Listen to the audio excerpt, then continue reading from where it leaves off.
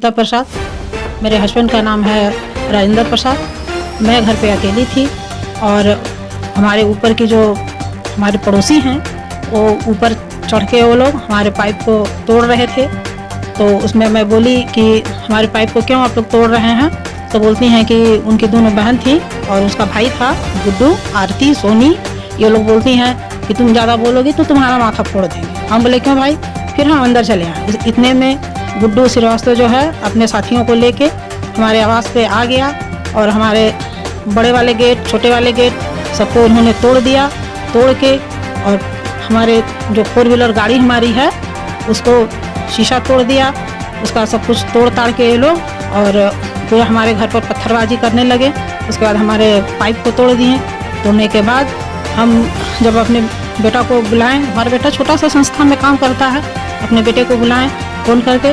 बेटा हमारा आया। हमारे बेटे को इन लोगों ने सबको मिलकर, उसके दोस्त, उसकी बहन और गुड्डू, बेटा को हमारे मारा गया। जब ये सब तोड़ने, शीशा तोड़ने के बाद जब हमारा बेटा आया, पुलिस को बुलाने के लिए गया, उसी क्रम में ये लोग हमारे बेटे को पकड़ के और गुड्डू श्रीवास्तव और उसके दोस्त ये लोगों ने हमारे बेटे को बहुत मारा।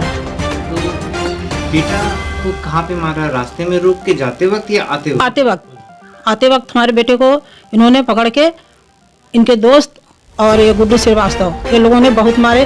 हम और बाद में फिर जब हमें खबर मिली कि आपके बेटे को मारा जा रहा, मैं दौड़ के गई तो ये लोग हमारे साथ भी हाथापाई करने लगे। हमको भी धक्का मुक्की दे दिए।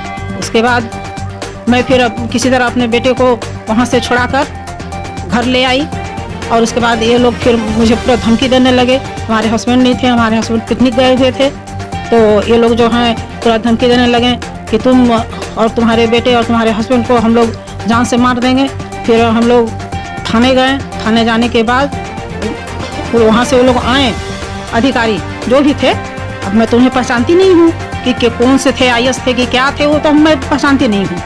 और आए तो उसके बाद ये लोग बोलते हैं कि आप लोग क्यों नहीं थाने में चलिए।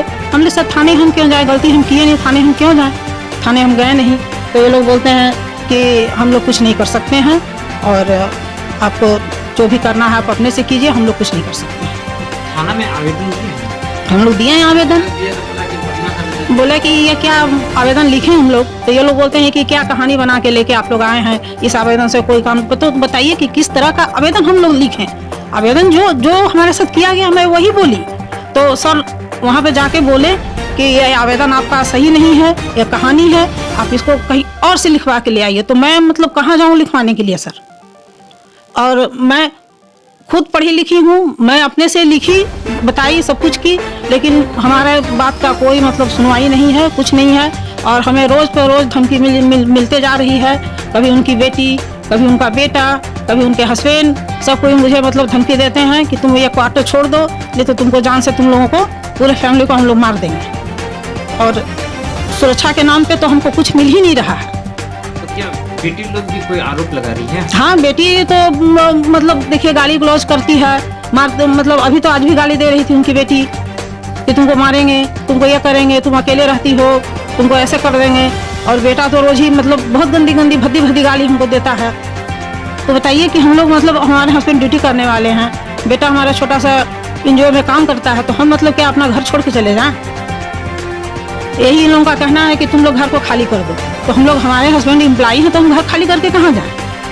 हमें मतलब सुरक्षा दिया जाए या हमें मतलब कुछ तो उपाय दिया जाएगा ना भाई कि हम कहाँ जाएं। हम अपना ये हमारे हस्बैंड का मतलब जो नौकरी करते हैं उसका आवास है, तो हम छोड़ के हम कहाँ जाएं। और जो हमारे पड़ोसी हैं वो भाड़ेदार हैं, उनका कोई ना नौकरी है ना चाकरी है, वो लोग इसी तरह अनलीगल तोड़ के हैं। पुलिस बोलती है कि तो तोड़ के हैं, तो उसमें आपका क्या जाता है कि हम कहाँ जाएं। हम अपना ये हमारे हस्बैंड का मतलब जो नौकरी करते हैं उसका आवास है, तो हम छोड़ के हम कहाँ जाएं। और जो हमारे पड़ोसी हैं वो भाड़ेदार हैं, उनका कोई ना नौकरी है ना चाकरी है, वो लोग इसी तरह अनलीगल तोड़ के हैं। पुलिस बोलती है कि तो तोड़ के हैं, तो उसमें आपका क्या जाता है।